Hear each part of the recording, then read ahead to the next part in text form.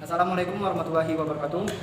Kenalkan, kami dari kelompok 14 ingin mempresentasikan hasil makalah kami yang berjudul transplantasi organ tubuh yang beranggota dua orang, yaitu saya sendiri M. Yusril, NIM 19111110034, dan rekan saya yang bernama Rifki Hidayat, NIM 11911110058.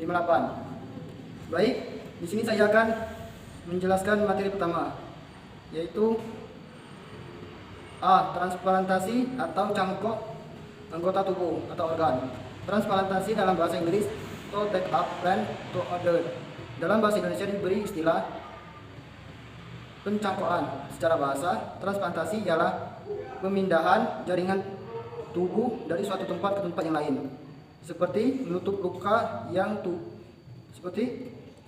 tidak berkulit dengan jaringan kulit dari bagian tubuh yang lainnya.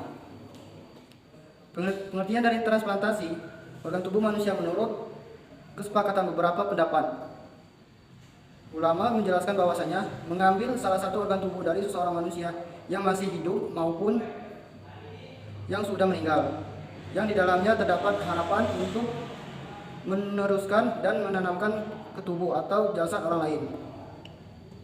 Berdasarkan definisi sebelumnya, maka bisa diambil intisari. Transplantasi atau cangkok organ tubuh ialah salah satu tindakan medis untuk memindahkan atau mencangkokkan dari seseorang sebagai pendonor. Untuk mengambil salah satu organ tubuh atau mengganti organ tubuh orang lain yang sudah rusak atau tidak mampu berfungsi sebagai sedia kala. Dalam tindakan ini ada tiga pihak yang terlibat, yaitu dokter, pendonor, resipien atau penerima.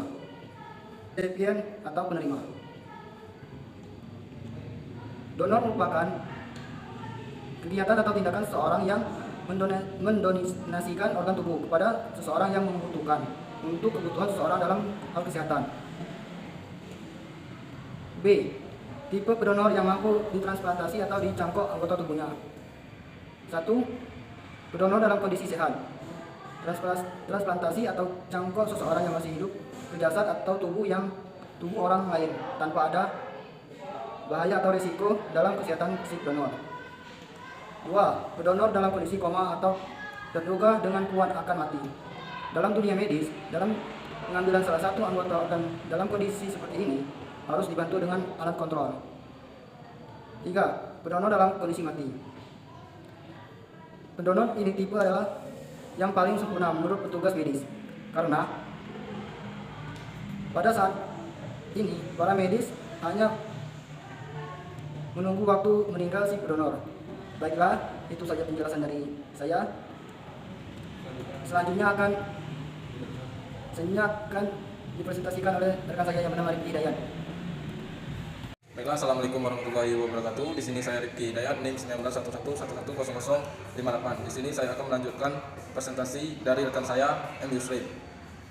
Baik, C.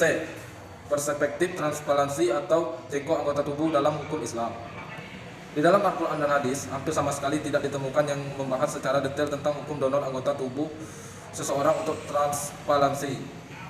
Namun ada beberapa ayat maupun hadis yang menyinggung sedikit atau kias dalam membahas hukum yang berkenaan dengan transplantasi atau cangkok anggota badan. Dalam hadis riwayat Ahmad dijelaskan bahwa sesungguhnya Allah Subhanahu wa taala selain menciptakan penyakit, menciptakan pula obat untuk penyakit tersebut, maka berobatlah. Hadis Ahmad. Dilihat dari hukum Islam, negara Arab yang memiliki penduduk 100% muslim bisa dijadikan referensi karena bisa dipastikan mereka melaksanakan hukum Islam sebagai fondasi dan pedoman dalam muamalah mereka. Gulf Cooperation Council atau GCC ialah gabungan dari beberapa negara Arab, yaitu UEA, Kuwait, Qatar. Berdasarkan Permen nomor 10.000 tahun 45 pada tahun 2009, anggota terdiri dari dokter sektor kesehatan, ahli hukum Islam dan syariah. Beberapa peraturan yang ditetapkan oleh komite tersebut ialah: 1. Diperbolehkan seseorang untuk menjadi pendonor dan syarat sehat secara mental dan fisik. 2. Bagi pendonor dalam kondisi mati, dari mayat tersebut bisa didonorkan seperti ginjal, paru, pankreas, dan jantung yang bertujuan untuk menyelamat seseorang yang membutuhkan. Dengan catatan pendonor mewasiatkan diperkuat hitam di atas putih dan disertai dua wali sebagai saksi. 3. Seorang diperbolehkan untuk mendonasikan satu atau lebih dalam kondisi berbeda sebagai pemenuhan organ internasional.